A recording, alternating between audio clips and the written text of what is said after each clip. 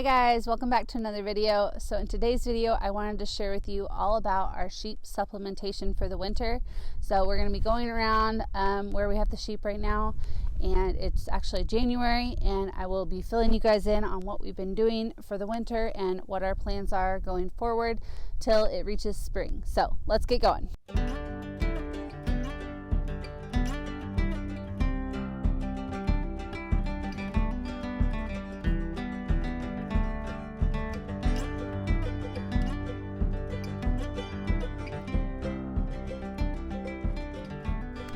Okay, so our sheep are on pasture all year round. So when we got our sheep in July, we wanted them to be close to the house. So we had them in a lot right behind our house that had 4 to 5 high tensile wires, electric, so that way we could help mature our livestock guardian dog Lola and get her a little bit more used to the sheep. A friend of ours actually explained it to us as the sheep being a bunch of kindergartners and Lola just being like a little first grader.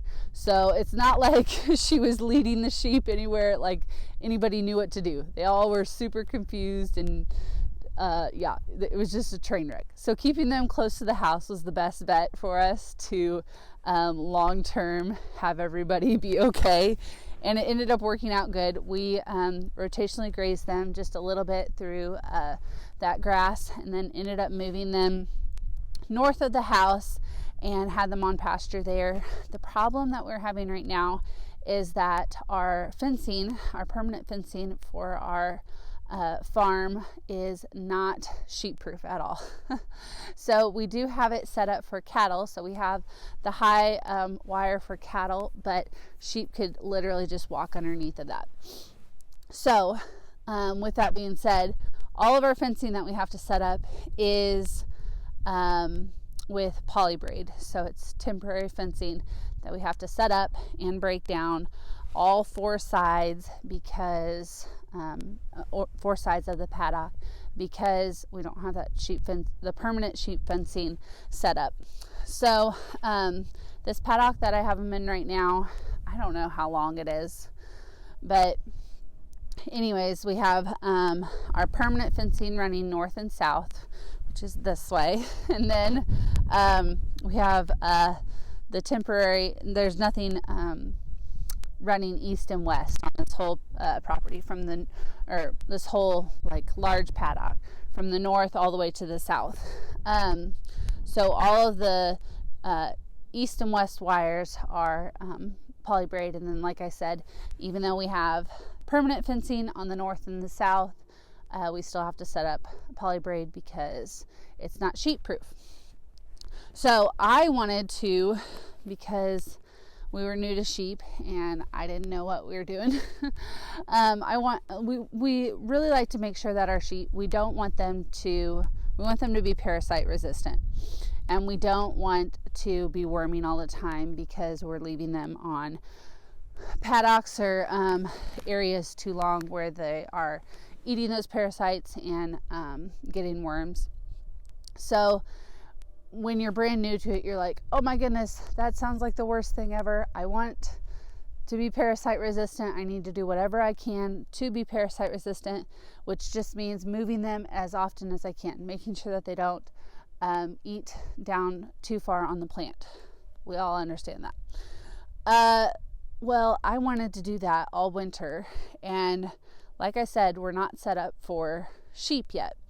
So we set up a few paddocks, and it was just a nightmare. I mean, it just took a long time. It probably took like 2 hours to set the whole thing up, because you're literally setting up 4 wires. And our saving grace was that we had our sheep shed here that we could put the sheep in and leave them in it while we broke everything down and then set everything back up. So if you don't have that, I don't know. It was already hard enough for us. Anyways, Ryan made the decision, which I'm so glad that he did, because being pregnant and like trying to do a 2-hour job every month we were moving them, moving the large paddock. We would move the paddocks in between the smaller paddocks. We would move those every, like, I don't know, less than a week. So after a couple times of doing the 2-hour thing, we're like, okay, this isn't working. So long story short, what we are doing for the winter, long story short, it's not a long story short. Finally, we're getting to the point is what I mean. What we're doing for the winter is we have a area on our farm that does not grow grass at all. It's like a sandy hilltop.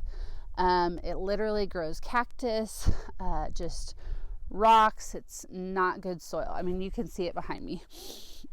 So what we decided to do was set up a large paddock on this hilltop. And at first we decided to unroll hay on different areas and then let the sheep eat that hay, poop and pee on top of it. And we were hopeful that the manure spread and stuff would eventually help the ground. I mean, we're still hopeful. I don't know. We're just trying it because there's nothing else to do. Like, this is the best solution for us because trying to rotationally graze them in the winter at the point that we're at does not sound like a good idea.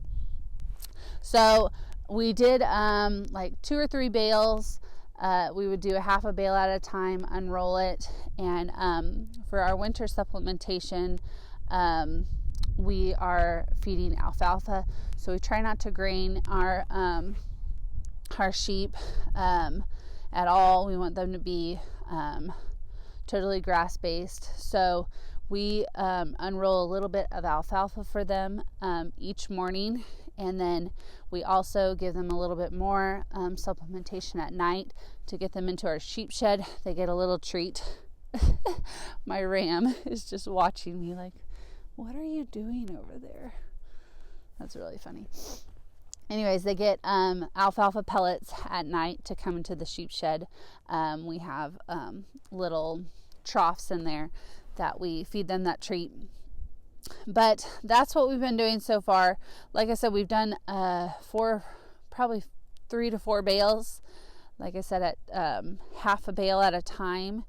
And that lasted for a little bit, but we just felt like they were trampling it too much. And I mean, walking over it and not eating all of it. So we have a hay ring right now that we put a bale in. And I had asked people about this before we got into winter and trying to feel people out that knew sheep. I went to a sheep conference in Oklahoma, and I was like, what do you think about feeding a bale? And they're like, well, they don't trample it as much, or they don't like waste as much, but you have to be very careful because the sheep are short, and so they're going to be eating the bottom of the bale, and you don't want that bale to tip over or to topple over on top of them. All that weight, I can't even imagine.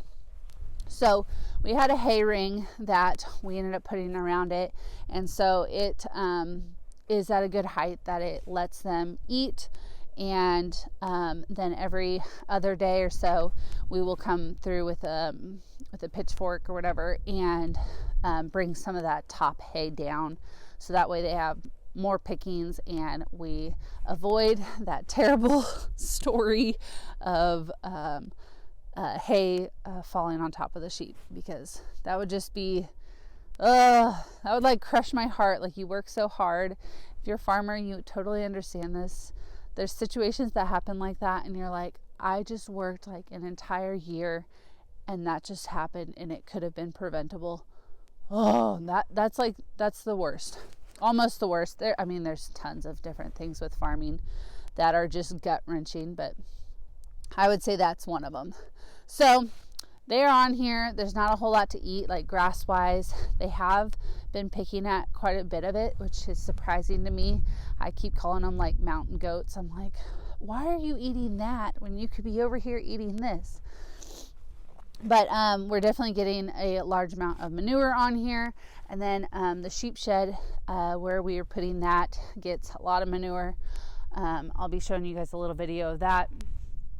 But yeah, so that's what we're doing this winter for sheep supplementation. Just that alfalfa for them in the mornings, and then the alfalfa pellets at night. We did put our ram in mid-December, so I'll be interested to see how that goes. If you're new to sheep, there's a thing called flushing, which is where you give them like more nutrition prior to putting the ram in, and that kind of helps their body say, oh, I got lots of nutrition, lots of I don't know, like lots of extra fat or whatever, and lots of energy, so they will produce more eggs. So it like is supposed to be able to make them a little bit more fertile, and possibly have more twins.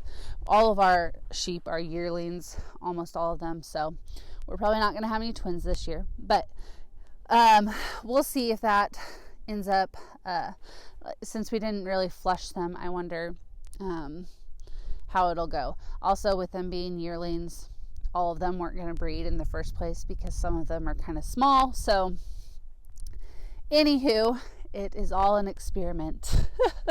That's what we're learning. It's all a learning experience. And yeah, we're just happy to be on the ride and hoping that we don't mess up along the way. Can anybody else relate? Yeah. So if you guys like this video, make sure that you give it a thumbs up. If you guys want to see anything else on sheep related topics, please leave them in the comments below, and I will try to make videos on them. It is beginning of January right now, and it's actually nice enough that I don't need my Carhartt, which is why I'm batching some videos for you guys. So if you guys want something, what I'm saying is we'll have to see. It might come in February because you never know how the weather's going to be in Kansas. But okay, with that, I'll go ahead and end here. Thank you guys again for watching, and we'll see you in the next one. Bye.